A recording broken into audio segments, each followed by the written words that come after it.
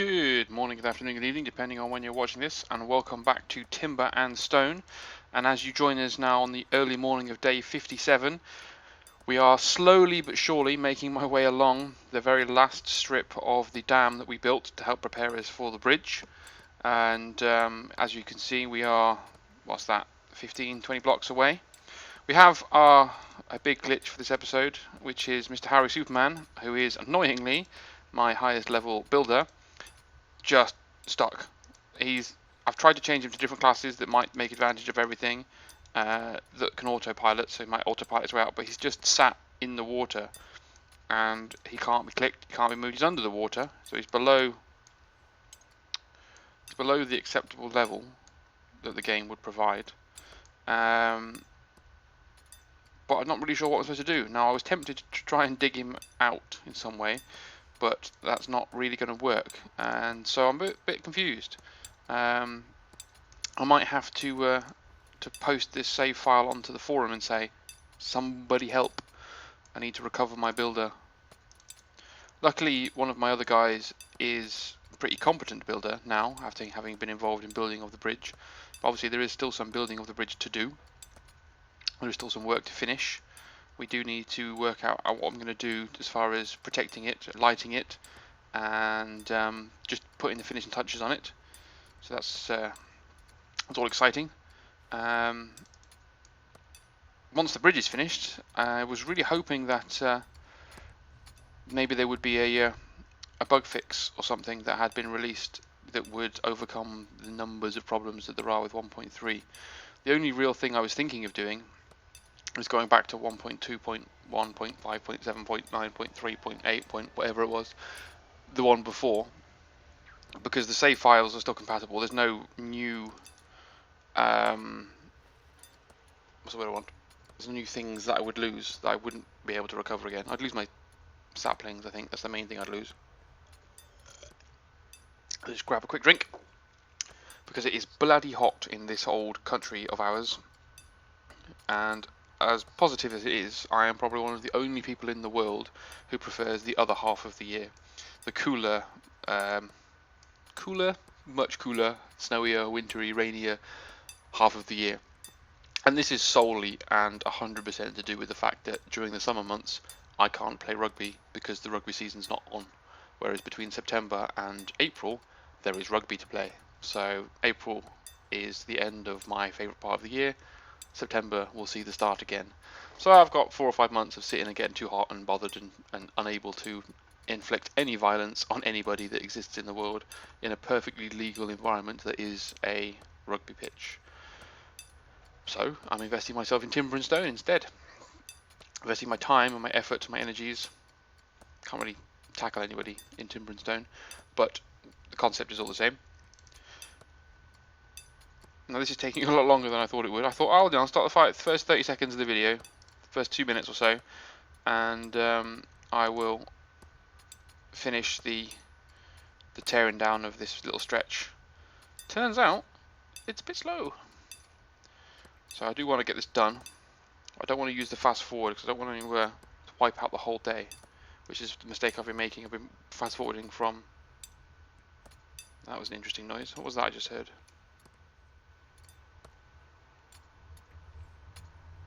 It sounded a little bit like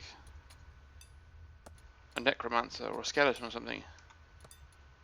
So wait for you to finish the next block. I'm going to look for it.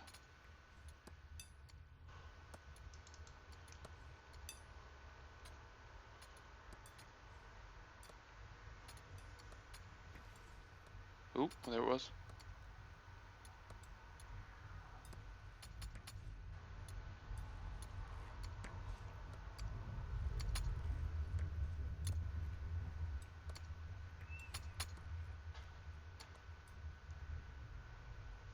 No, I must be mental.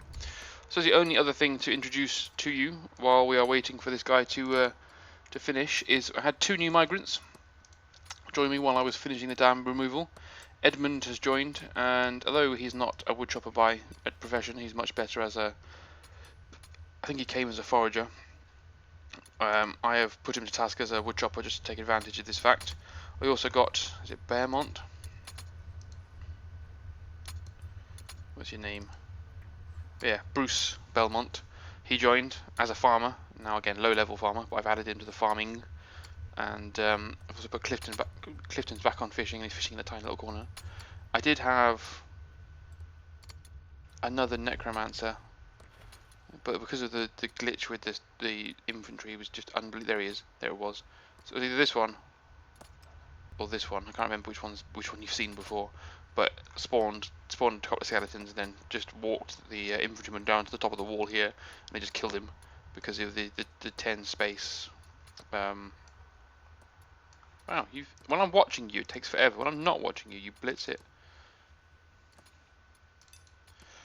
Due to the 10 square infantry sword glitch, I just rinsed him. Oh, is he there? No, that's my forager. Excuse me while I'm drinking during the recording. I need my voice professionally, so I have to keep it well lubricated, especially during the hot weather. And so I'm really annoyed by the burnt out trees because I thought they would repair themselves, but they don't. So I'm going to have them or remove them with a wood chopper and then replace them with the saplings that I've been collecting. It's not a massive problem, but it just makes life a little bit more irritating and less visually nice because the grass doesn't really grow either. This is just dead forever. I'd have to mine it out and then replant it or replace it myself to return it back to nice dirt. So for the bit that's inside my base, it's probably perhaps worth considering, but for this outside world, not going to bother. Really, the purpose of this episode is just to try and finish off the dam and finish off the bridge, work out how I'm going to protect it, as in I might put another layer of stone across the top here and then put a fence on top of it to guarantee that nothing can get past it and then down onto my arrivals and removals from this area, this angle. I've then got to work out how I'm going to path it into my base. Do I just build an archway here with a castle gate and stick an archer on the top here as protection, or do I path it all the way around the front to stick with my single entrance? It's the big question that needs to be answered, really, is whether or not that is the way I want to play it. But with my extra farmer, I've had to put the extra fisherman on to counteract the terrible stats of my new farmer. So 3 level 20 farmers will actually produce more food than 3 level 20 farmers and another one, because the other one, who's lower level, will actually reduce the amount of food that is produced while he's leveling up. So I've thrown Clifton back onto fishing to keep my food at a steady level. So that should be useful. Now, because there is no enemies on the map, I'm expecting when it ticks over to some point very shortly to get another merchant to come through, because I think their spawn rate is controlled by enemies, roads, and my available resources. But we shall see. I've not seen one use this path yet, actually. Oh, hello. Raquel, you are a charismatic overeater. You bring food, animal hair, feathers. I think we've got 132 feathers, copper arrows, and a hunting knife. But you're an overeater, and I don't want overeaters, so you are denied.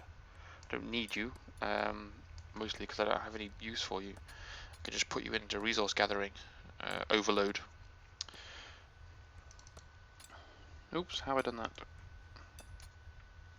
Come on!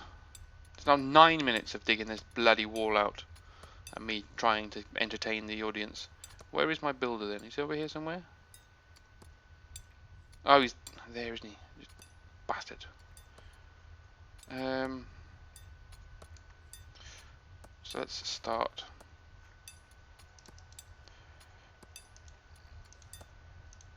Start the process. I think what I want is to raise the edge up one high.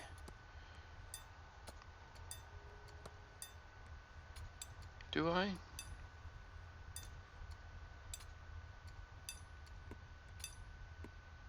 Do I do it with fence? I'm probably doing it with fences. I'm not going to be able to. Ha! Thought I was going to be clever then. I like how smooth and snug that is. It looks really cool, but it offers me no protection. The goblins will just walk to there and fire down.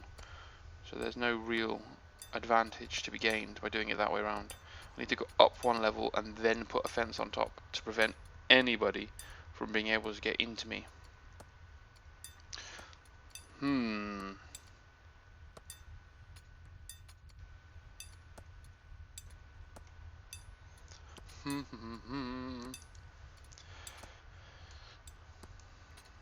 Come on, knock your bastard last 1, 2, 3, 4, 5. It's last 6 blocks, and then the water is released.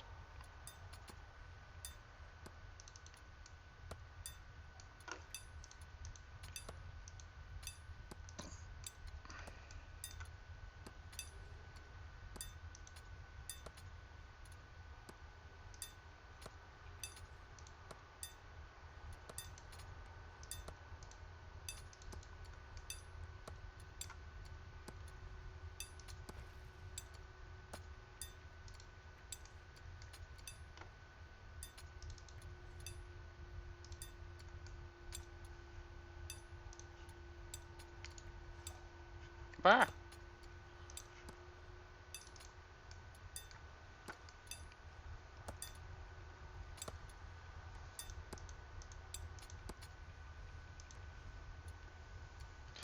The millisecond I get the building feature next ready, he builds and he knocks one out.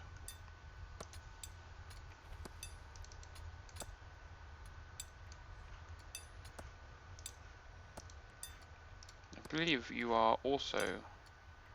You're not my builder. So where am I going to get my builder from?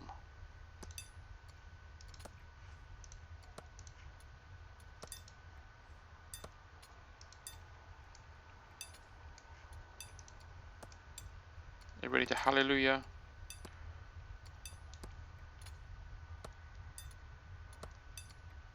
Come on. I'm painstakingly slow. One more.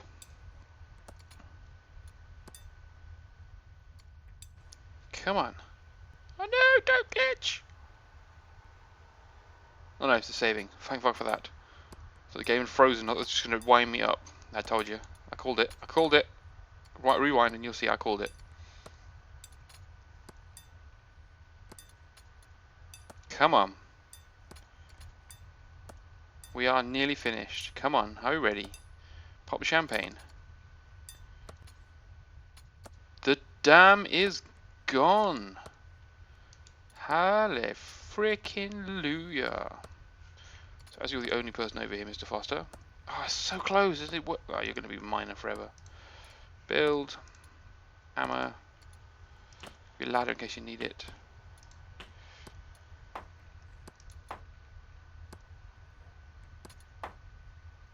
You're going to block yourself into a corner if you're not careful.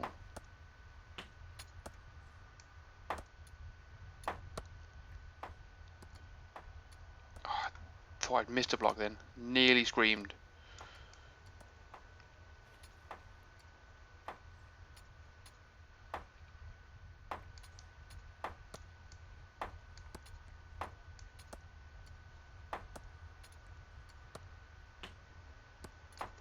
Suppose what I could do in order to fence it off is put another block periodically to put the wall scones on and then light the bridge with wall scones rather than lampposts.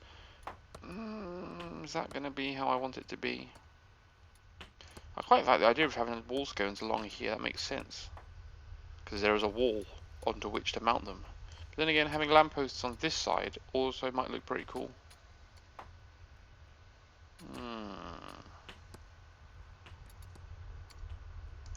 Let's see who's available within my world to actually be your blacksmithing and stuff. You're still leveling up. Hell level are you now then, Alden? You must be level 19. Yeah, just.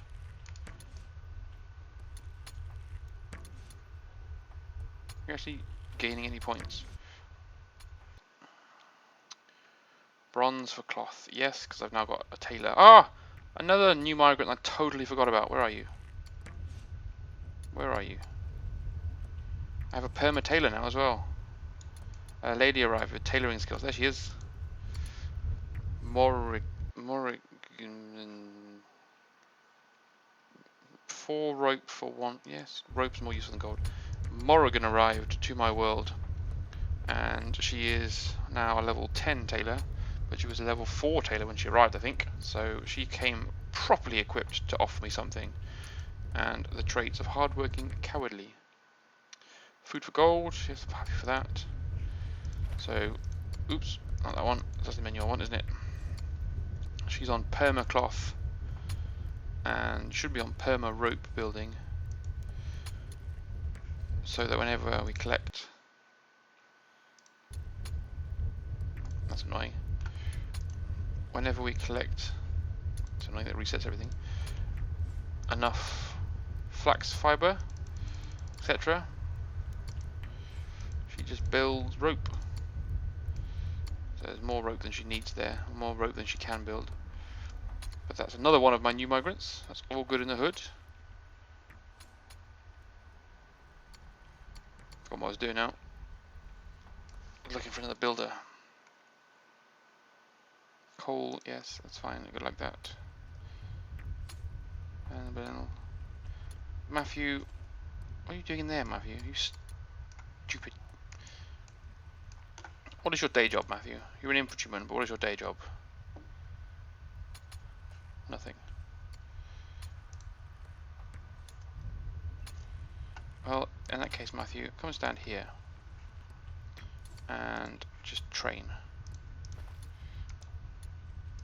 I'll put them all to rebuild. Oh no! Use the mouse keyboard.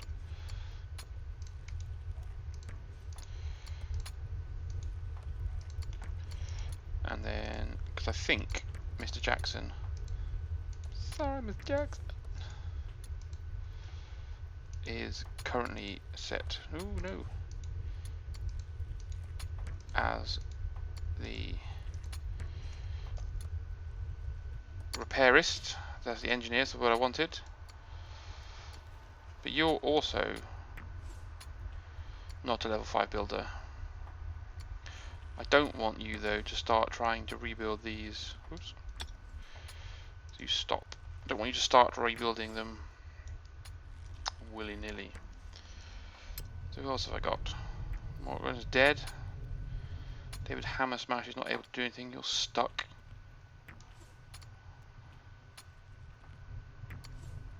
You're in the wall. Brilliant. Okay. Well, that's annoying, and it also means I can recover the glitched guy in the wall just by reloading and unloading the game. So that's what I will do. I will call the end of this episode here because it has taken me 19 minutes pretty much to just you muppet. 19 minutes just to pretty much wipe out the dam. But there we can see our bridge 99% complete. Just going to put another layer of bricks along here and then put a layer of fence on top, and that should be my path complete. I can then path through it, make a decision of what I'm doing here, and that'll be good and fun in the next episode. Well, as ever, I hope you are enjoying these episodes, and I will see you in the next video. Bye for now, guys.